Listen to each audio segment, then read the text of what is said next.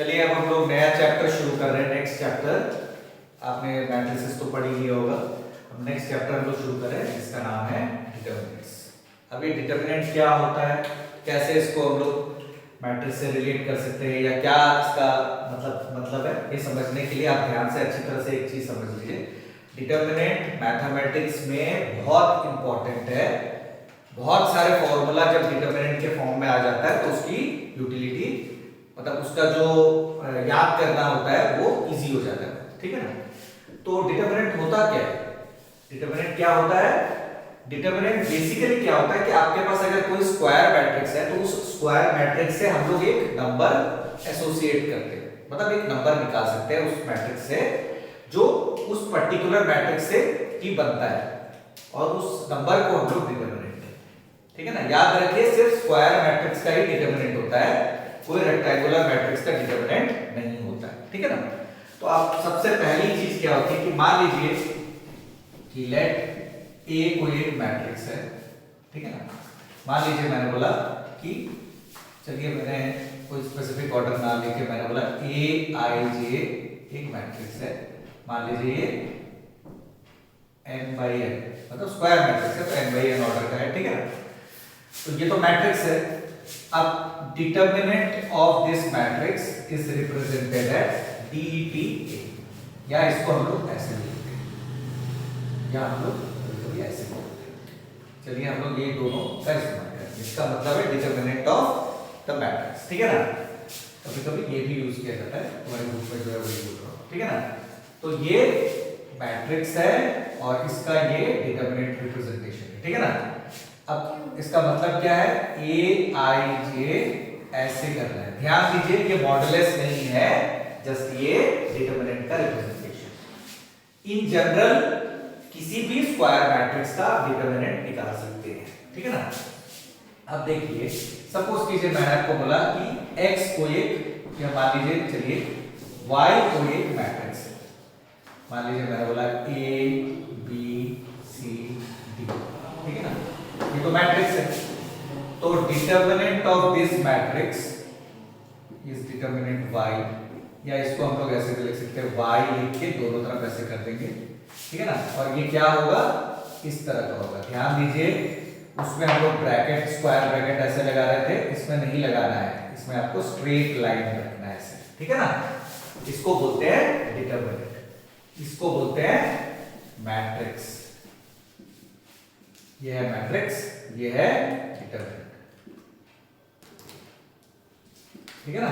अब डिटरमिनेंट और मैट्रिक्स का रिप्रेजेंटेशन ये होता है, ठीक है ना। याद रखिए उसका मतलब मॉडुलस नहीं है, मतलब उसकी वैल्यू मॉडुलस आप जानते हो क्या होता है, किसी भी रियल नंबर का मॉडुलस जो होता है वो एक नॉन नेगेटिव इंटीजर होता है, नॉन नेगेटिव नंबर होगा। जैसे मैंने बोला -2 का मॉडुलस क्या होगा 2 का मॉडुलस क्या होगा 2, ठीक है ना। पर यहाँ मॉडुलस की बात नहीं आ रही है, यहाँ पर इसका मतलब जस्ट एक रिप्रेजेंटेशन है जो उसको मैट्रिक्स से डिफरेंट बनाता है, ठीक है ना। अब याद रखिए मैट्रिक्स का जब हम लोग डिटरमिनेंट निकालते हैं किसी भी स्क्वायर मैट्रिक्स का, तो वो एक रियल नंबर आएगा, क्योंकि रियल नंबर वाले मैट्रिक्स हम लोग ले रहे हैं। अगर हम लोग कॉम्प्लेक्स नंबर लेंगे या इमेजिनरी नंबर लेंगे तो वो कॉम्प्लेक्स में भी आ सकता है, ठीक है ना। ठीक है, चलिए अब आगे चलते हैं।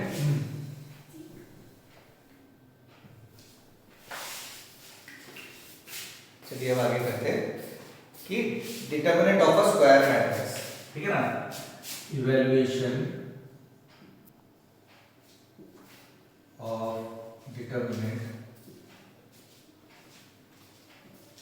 Evaluation of determinant. अभी इवैल्यूएशन ऑफ डिटरमिनेंट सबसे पहले मैंने बोला ऑर्डर 1।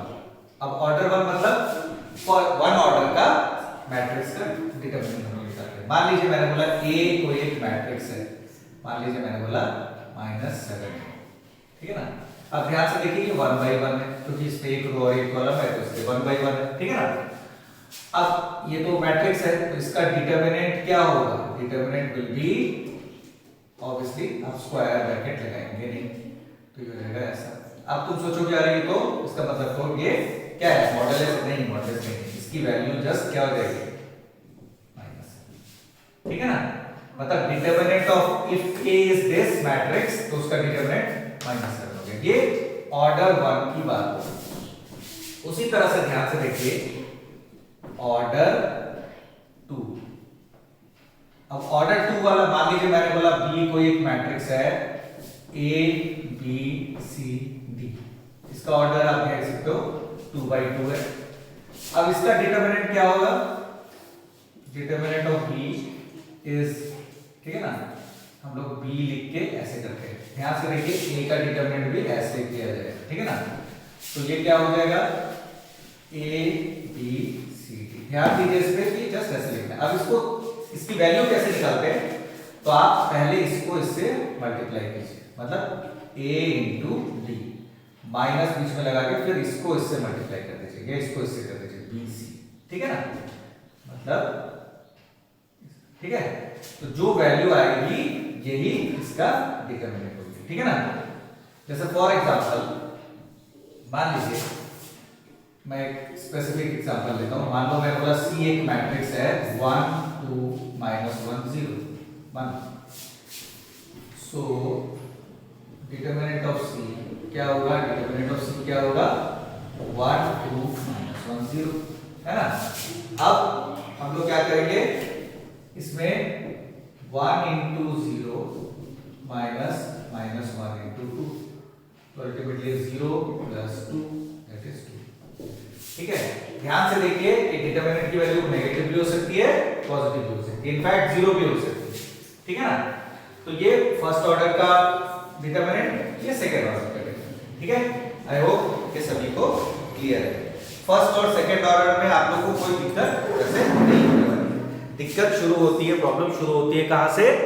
थर्ड ऑर्डर से, ठीक है ना।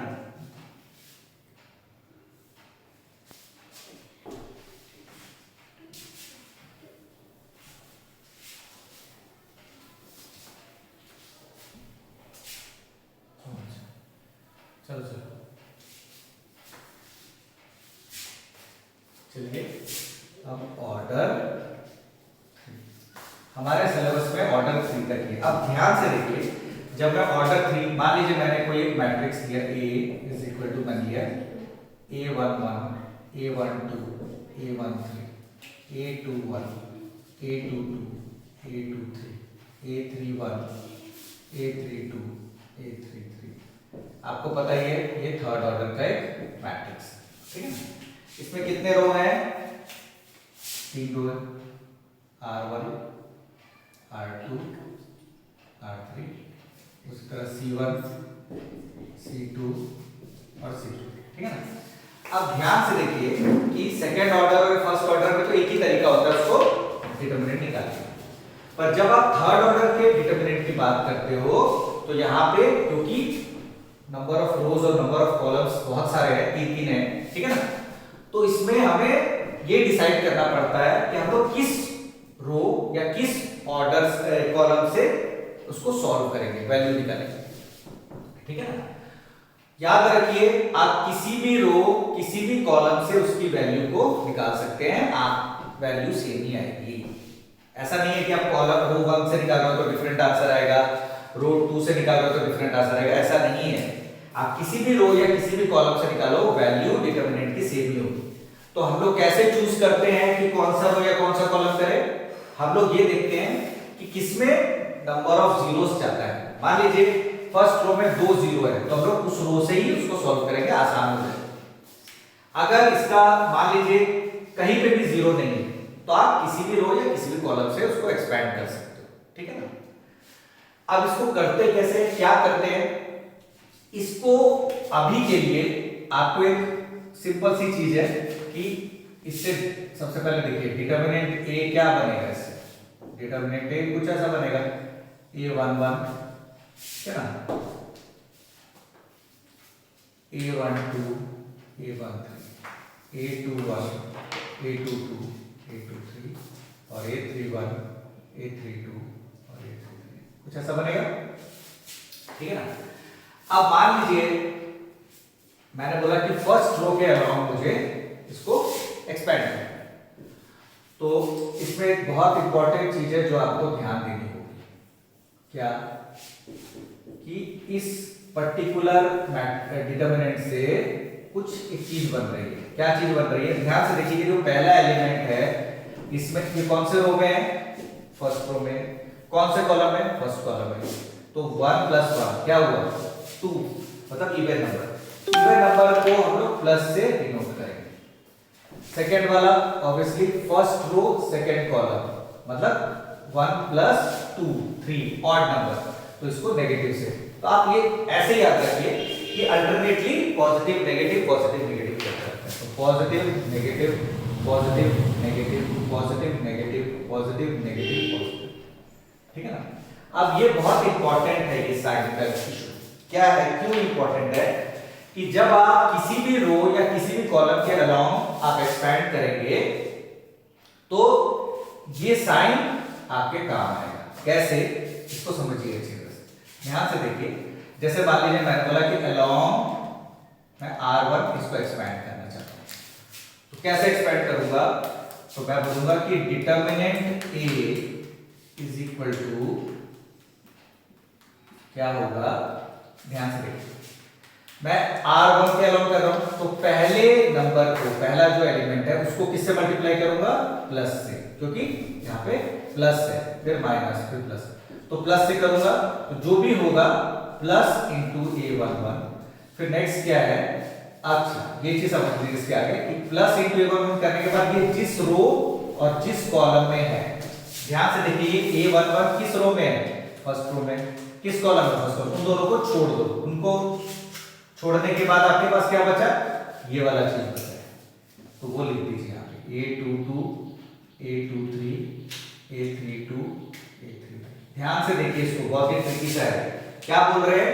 जो नंबर आप आगे लिखते हो वो जिस रो और जिस कॉलम में, उसको छोड़ के बाकी जो सेकंड ऑर्डर का मैट्रिक्स बनेगा, डिटरमिनेंट बनेगा, वो लिख देंगे।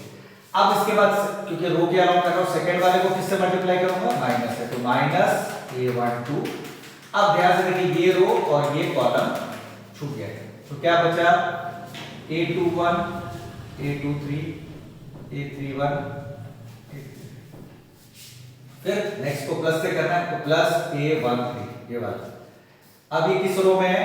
इस रो में और इस कॉलम में, तो छोड़ दिया A21 A22 A31 A33। ये ही, अब इसको तो सॉल्व करना आपको आता है, सॉल्व करके एक नंबर आएगा वो, ठीक है ना। मैं ध्यान से देखिए, जब मैं इसको एक नंबर के फॉर्म में कोई डिटरमिनेंट लेके सॉल्व करूंगा तो आपको ज्यादा बेटर तरीके से समझ में आएगा। एक और चलिए करते हैं। मान लीजिए मैंने बोला अलोंग C2 करना चाहता हूं, मैं अलोंग क्या करना चाहता हूं? C2। C2 कौन सा है? ये वाला है ना। तो क्या होगा? Determinant A is equal to क्या होगा? अब ध्यान से देखिए, सेकंड कॉलम से यहां से शुरू करूंगा, तो पहला वाला नंबर किससे मल्टीप्लाई होगा? ये माइनस है, मतलब माइनस, तो माइनस A12। अब ऑब्वियसली ये रो, ये वाला कॉलम और ये वाला रो छोड़ दिया, तो A21 A23 A31 A33। अब सेकंड वाला किससे होगा? प्लस से होगा, तो प्लस A22, ऑब्वियसली ये और ये छूट गया, तो A11 A13 A31 A33।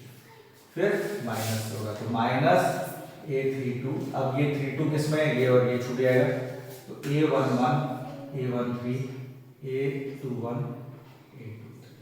ठीक है। इसके बाद ये सॉल्व करने का तरीका तो मैं नंबरों में आपको बताऊंगा, और ये तो आसान है, ठीक है ना। इस तरह से हम किसी भी रो या किसी भी कॉलम के अलाउंग एक्सपैंड कर सकते हैं, रिजल्ट सेम ही आएगा, ठीक है ना। चलिए आप एक नंबर का डिटरमिनेंट लेके सॉल्व करते हैं।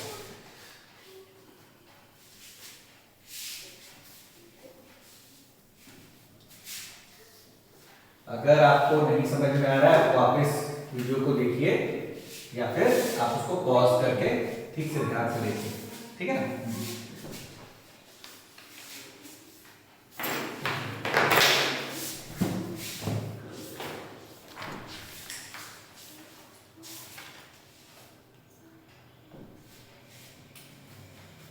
चलिए मैंने डिटरमिनेंट लिया x इज इक्वल टू, चलिए मैंने लिखा if x is equal to, चलिए कोई मैट्रिक्स ले लेता हूं, 3 8 1 3 8 1 -4 2 -4 1 और 5 1 1, ठीक है ना। फाइंड डिटर्मिनेंट x या x का डिटर्मिनेंट निकालना, ठीक है ना। अब इसको कैसे निकालेंगे, तो सबसे पहले देखिए वी हैव डिटर्मिनेंट x, ठीक है ना। Determinant x is equal to क्या है, कैपिटल X है, तो 3 8 1 माइनस 4 2 1 और 5 1 1, ठीक है ना। अब मैंने क्या किया, चलिए मैं इसको R2 के अलोंग एक्सपेंड करना चाहता हूँ, ठीक है ना। किसी भी रो अलोंग R2 कर रहा हूँ मैं, किसी भी रो या किसी भी कॉलम में, एक रो ले रहा हूँ और एक कॉलम भी ले, दोनों से करते हैं। तो ये determinant x is equal to क्या हो जाएगा, R2 के अलोंग कर रहा हूँ। अब ध्यान से देखिए, आप कैसे याद रखेंगे, प्लस माइनस, मतलब इसको, इस नंबर को माइनस से मल्टीप्लाई करेंगे, तो माइनस ऑफ -4। अब ये रो और ये कॉलम छोड़ देंगे, तो 8 1 1 1। आई होप ये समझ में आया। अब पहले वाले को मैंने किससे मल्टीप्लाई किया था, माइनस से, तो दूसरे वाले को किससे करूंगा, प्लस से। +2 ये और ये छूट गया, तो 3 1 5 1, फिर माइनस प्लस माइनस। अगर नहीं याद आ रहा है यहाँ से शुरू कीजिए, plus minus plus minus plus minus, तो -1 इंटू 3 8 5 1, ठीक है ना। तो अब ये क्या हो गया, माइनस ऑफ -4 दैट इज 4, फिर ये कितना होगा 8 -1, 2 इंटू 3 -5, 3 -5 हो गया 4, ठीक है ना। तो अल्टीमेटली क्या हो गया, 4 इंटू 7, चलिए 7 प्लस 2 इंटू -2 -1 इंटू -37, ठीक है ना। तो आप देख सकते हो 7 4 जा 28 -4 प्लस 37। अब ये दोनों सेम साइन के, तो ऐड कर दो, 7 प्लस 8 15 का 5 1 कैरी 2 6 हो गया, 65 -4 दैट इज कितना है 61, मतलब डिटर्मिनेंट ऑफ x इज 61, ठीक है ना। चलिए अब इसी को ही मान लीजिए मैंने क्या अलोंग C3 करता हूँ, C3 मतलब ये वाला है, ये C3, ठीक है ना। तो डिटर्मिनेंट ऑफ x कर रहा हूँ मैं, इज इक्वल टू, अब C3 मतलब प्लस माइनस प्लस, प्लस से शुरू होगा, तो 1 इंटू, अब ये और ये छूट गया, तो -4 2 और 5 1, ठीक है ना। फिर अब ये वाला प्लस है, तो ये माइनस होगा, तो -1 इंटू, जो ये छूट गया, 3 8 5 1, फिर ये वाला 1 है, तो प्लस ही होगा, +1 इंटू, जो ये छूट गया, तो 3 8 -4, ठीक है ना। अब देखिए क्या हो रहा है, 1 इंटू -4 -10, ध्यान दीजिए क्या कर रहा हूँ, इन दोनों को मल्टीप्लाई करके लिख रहा हूँ, बीच में माइनस का साइन, फिर इन दोनों को मल्टीप्लाई करके। अब उसी तरह से -1 इंटू 3 -4 प्लस 1 इंटू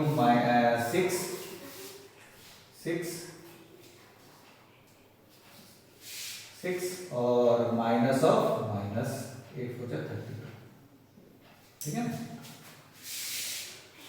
यहाँ पे क्लियर है सभी को। अब देखिए इसके बाद क्या होगा, -14 minus of -37 plus 1 into 6 plus 32, तो -14 प्लस 37 प्लस 38 है ना। तो कितना हो गया, -14 प्लस कितना होगा 75 में से 161, ध्यान से देखिए सेम ही आया, ठीक है ना। देख सकते हो दोनों ही इक्वल है। इससे क्या पता चलता है कि आप किसी भी तरीके से डिटरमिनेंट को सॉल्व कीजिए, रिजल्ट सेम ही आएगा, ठीक है ना। आई होप ये सभी को क्लियरली समझ में आया है, ठीक है ना। देख लीजिए फटाफट।